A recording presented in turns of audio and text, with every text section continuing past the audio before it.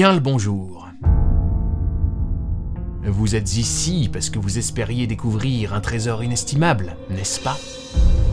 Enrichir votre culture en cherchant jusqu'au fin fond de la fange, tel un fossoyeur, une œuvre majeure, une œuvre culte, considérée par bon nombre comme unique au monde et que vous auriez envie de redécouvrir une énième fois afin de briller en société en vous la racontant grave. Une œuvre tellement avant-gardiste qu'elle rassemblerait toutes les autres entre elles, mais qui pourtant resterait encore inconnue du grand public. Eh bien, laissez-moi vous conter l'histoire de cette œuvre unique, afin qu'elle puisse entrer dans la lumière.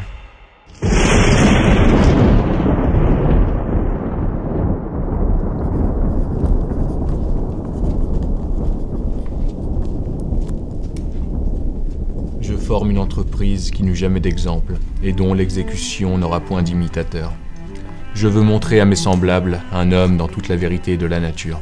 Et cet homme, ce sera moi.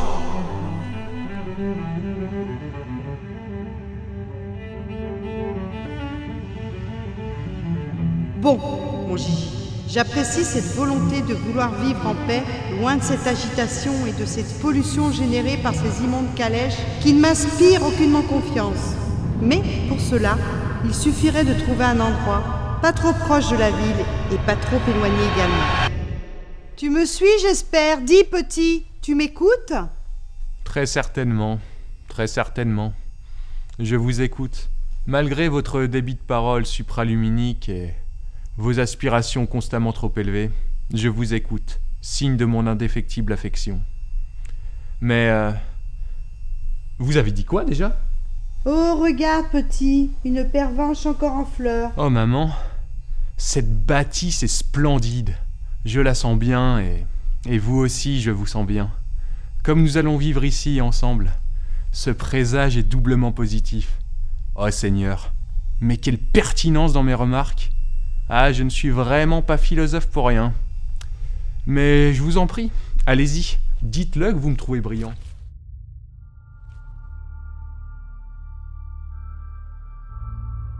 Comme dans toutes les meilleures histoires, la mienne débute dans un décor remarquable et mystérieux. Et cela, tout à la fois. Une maison isolée sur une terre reculée. Les Charmettes.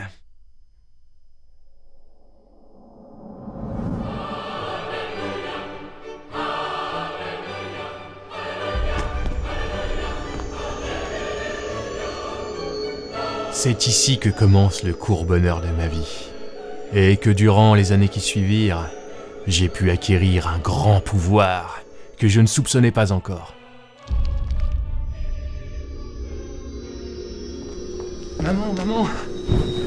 Maman. Mais des zones d'ombre viendraient tôt ou tard noircir ce tableau idyllique.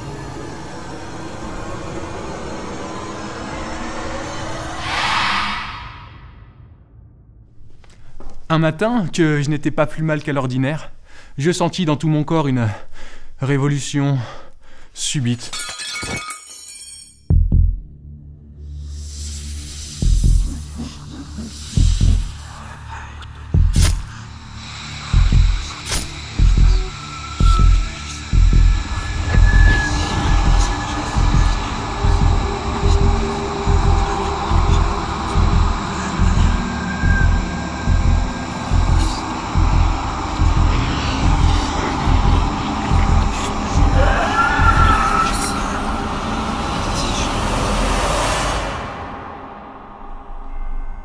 La totale privation du sommeil qui se joignit à tous ces symptômes acheva de me persuader qu'il me restait peu de temps à vivre.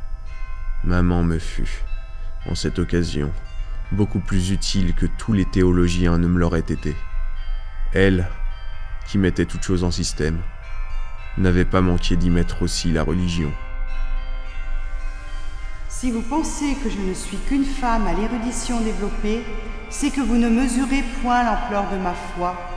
En me soumettant à l'Église, vous avez pu voir que je défends des valeurs comparées à toutes ces salopes qui se pavanent avec des célébrités éphémères au destin de poètes maudits. La croyance me transperce de bout en bout. Ainsi ouverte, la lumière pénètre en moi et éclaire chaque fragment de ma conscience. Alors, dis comme ça. Ma prière ne t'inspire pas, mon petit ? Bien que je l'appelle maman, cette grande dame aux faux airs de Madame Claude n'est absolument pas ma génitrice. Et pour cause, il s'agit de my first, my last, my everything. Héritière d'une famille de nobles, des nantis quoi, enfin des bourges pour les incultes, elle épousa à l'âge de 14 ans un certain Monsieur de Varins, bien avant que le mot pédophilie ne soit attesté dans nos dictionnaires. Cette union n'ayant pas été un franc succès, Madame de, car c'est ainsi qu'elle s'appelle, profita de la visite du roi Sarde dans une taverne non loin d'ici pour décamper de chez elle. Étant tombée sous son charme, le roi la prit sous sa protection, lui donna une quantité non négligeable de moula, comme vous dites actuellement, et cela afin qu'elle abjure sa foi et se convertisse. Et tout ça, et tout ça, et tout ça... Mais je reviens à moi. J'ai dit que j'avais apporté des livres.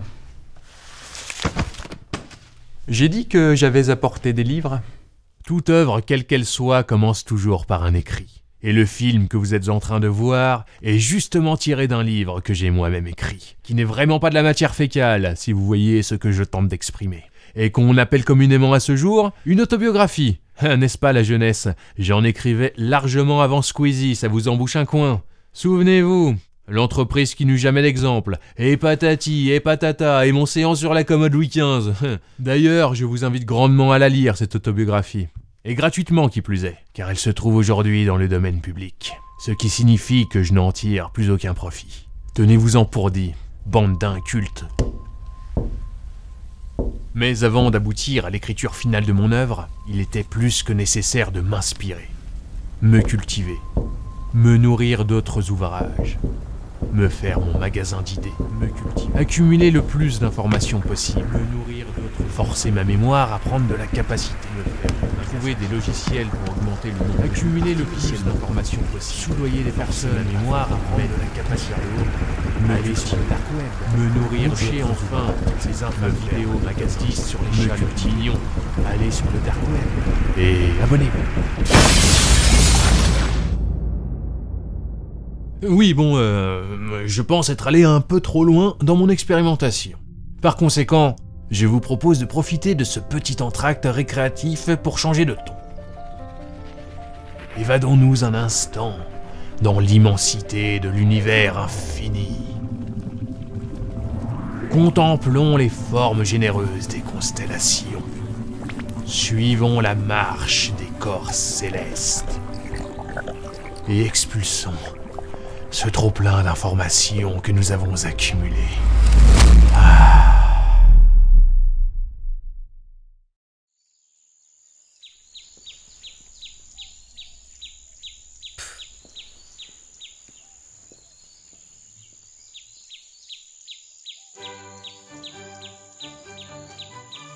Tel était mon petit train-train aux charmettes, mais sans Milou, hélas. Et en même temps que je feins de cueillir des fleurs invisibles, je me permets de complexifier un peu mon histoire. De toute façon, c'est mon film, et je fais ce que je veux avec mes cheveux. Bonjour Madame De. Je vous tends cette missive à rédiger avec talent, dans l'espoir que vous l'apprécierez. Vous pourrez constater que j'ai un excellent CV. Je compense ma faible expérience par une volonté inaltérable. Une sorte de volonté générale, si vous voyez de quoi je veux parler. Mais sinon, à part ça, vous en pensez quoi? Enfin, je veux dire, c'est pas mal, hein? Je vois que vous n'êtes point fait pour le travail en équipe. Bon, je m'en accommoderai dans un premier temps. Le fait d'être venu jusqu'à moi est signe de toute la motivation dont vous faites preuve. Tenez, voici les clés de chez moi. Allez m'attendre là-bas. Faites-vous servir à manger, mais ne vous empiffrez point. Le poste que vous briguez demande une certaine condition physique. Nous reparlerons de tout ça juste après la messe. Oh maman, ça faisait trop longtemps que j'attendais ça. Emménager avec ma promise, ma dulcinée, ma carba. Puisse notre bonheur perdurer.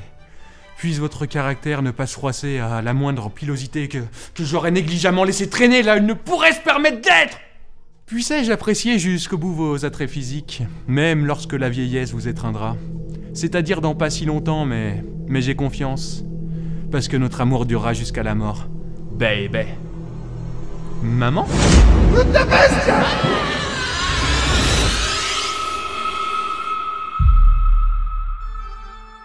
Ma santé ne rétablissait point. J'allais m'imaginer que la base de mon mal était un polypoker. Polypoker, polypoker, polypoker, polypoker, polypoker, polypoker. Je ne t'avais sans doute pas dit que mon petit Claude était parti à Montpellier pour admirer le jardin des plantes. J'appréciais sa curiosité. Lui au moins, il ne restait pas cloîtré à parler de ses souffrances et à écrire dessus, encore, et encore, et encore, et encore, et encore. Eh bien, je crois que nous n'échapperons pas à un autre flashback inutile.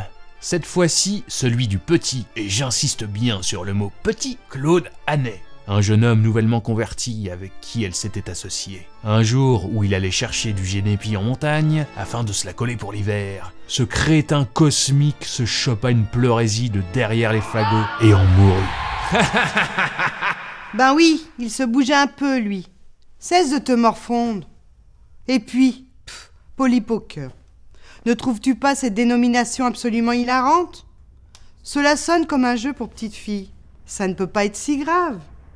Le docteur Freeze, en plus d'être un homme chaleureux, a la capacité de guérir le mal dont tu prétends souffrir. Va donc lui rendre visite. Ça ne te fera pas de mal de voir du pays. Et entre nous, ne me dis pas que tu cracherais sur les soirées étudiantes de Montpellier. N'est-ce pas? Pour des raisons logistiques et financières, les scènes qui vont suivre seront également mises en scène sous forme de dessins animés que j'introduirai par le biais je sais pas moi, tiens, la peinture de cette montagne carnivore fera très bien l'affaire. Et me voilà donc parti pour Montpellier. C'est moi que vous voyez dans la chaise à porteur là. Pas mal non, c'est français. D'un coup, d'un seul, une bonne femme aux formes bien généreuses, qui s'appelait sans doute Mélanie, m'aborda assez directement sans que je ne voie vraiment ce qu'elle me voulait. Faute de conversation très éloquente, sa gestuelle et ses agaceries me firent comprendre qu'elle me réservait un sortilège très spécial.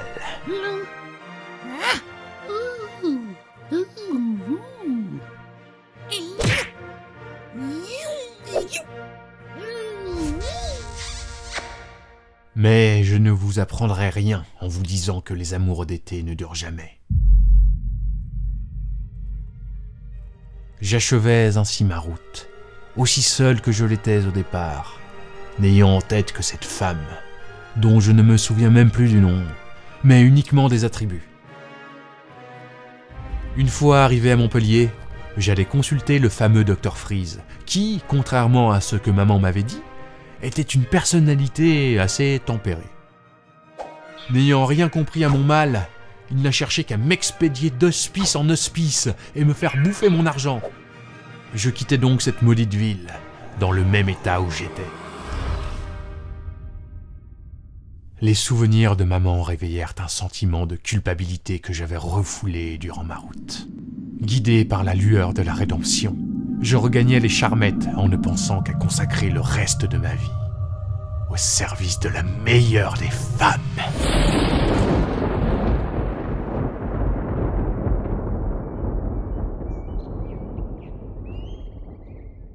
J'arrivais donc exactement à l'heure.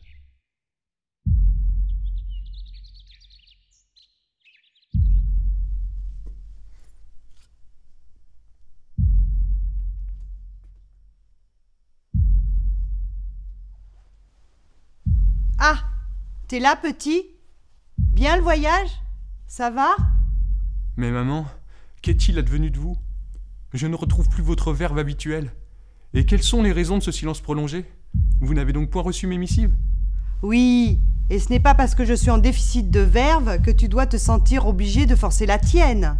À en juger par vos absences totales de réaction, j'aurais pensé que ce ne fût le cas. Ce petit homme qui vient d'entrer dans le champ de façon impromptue, tel un médiocre comédien de théâtre de boulevard, oserais-je dire de vaudeville, s'appelle Vince Winston Winsfield? Oh, mais en fait, on s'en fout. Dites-moi Jean-Jacques, car je suppose que c'est vous le petit Gigi, vu comment Madame de Varins m'a parlé de votre proportion à bâtir des châteaux en Roumanie. Et si j'ai bien compris, les lettres qui lui étaient destinées sont arrivées beaucoup moins vite que vous ne venez avec les marquises. À l'inverse du théâtre. Ce qui est intéressant au cinéma, c'est l'utilisation du montage, qui permet de totalement changer le propos d'une scène, quitte à rendre un personnage encore plus ridicule qu'il ne l'est. Vous avez compris la blague? Je disais qu'il venait à brûle-parpaing.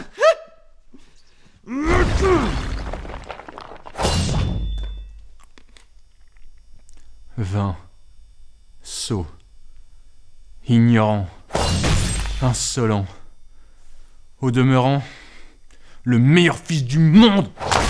Maman, ce que vous faites présentement, c'est point joli. J'ai fait l'erreur de m'attacher à vous, de m'accrocher telle une tique s'accrocherait à un chien pestiféré. À cet amour sans doute trop ambitieux pour que j'en prenne pleinement soin. Ah, regardez-moi, je me meurs. Ne sois pas puéril, mon petit, même si tu philosophes énormément. Nous faisons tous preuve de niaiserie devant l'amour. Permets-moi d'user de cette phrase cliché. On peut rester amis, et même plus encore. Quand mon âme quittera mon corps, là, et seulement là, mes sentiments à ton égard en feront de même. L'amour ne se divise pas par le partage. Si tu crois que cela fasse comme avec tes bouteilles de Bourbon, comme cet enfant qui pleure l'arrivée de son petit frère parce qu'il sait qu'il devra partager ses jouets. Cette situation ne m'enchante guère. Ce n'est point que je vous compare à un vulgaire objet, mais quand même, un peu. Et puis vous avez vu la tête de mon frère? Cependant, toujours, vous aurez mon respect et mon adoration. Même si son premier hochet est cassé, le souvenir qu'on aura l'enfant restera intact. Ah, on ne dirait pas comme ça, mais cette comparaison est extrêmement romantique.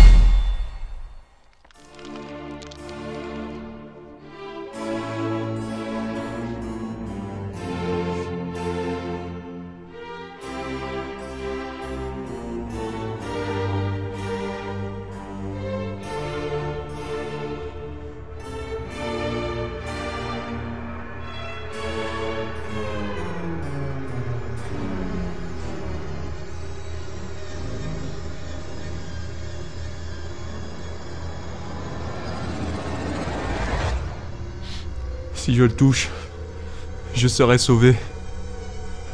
Si je le manque, je serai maudit.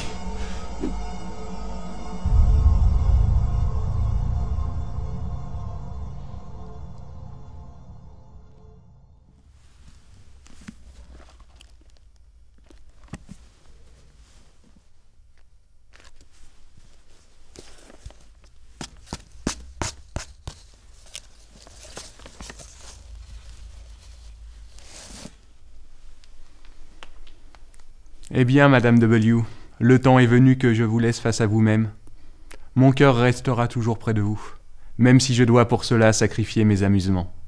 Mais jamais, ô grand jamais, je n'abandonnerai un seul fragment de cet amour au profit des plaisirs avilissants de la vie. Ciao. Brutta bestia.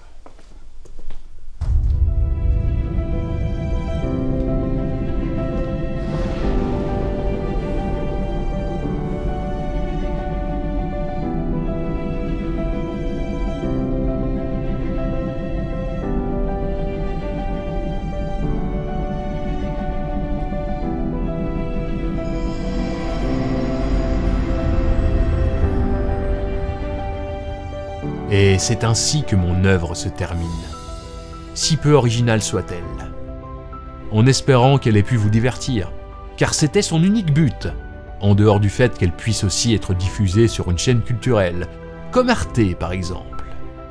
Mais, avant de vous quitter, il était plus que nécessaire de conclure ce film par la morale suivante. Si un pauvre vagabond sans culture a eu la chance de laisser à la postérité une création artistique aussi importante que sa propre vie, c'est bien que cette chance peut être donnée à n'importe qui. Alors, Qu'est-ce que vous attendez? C'est à vous de jouer maintenant.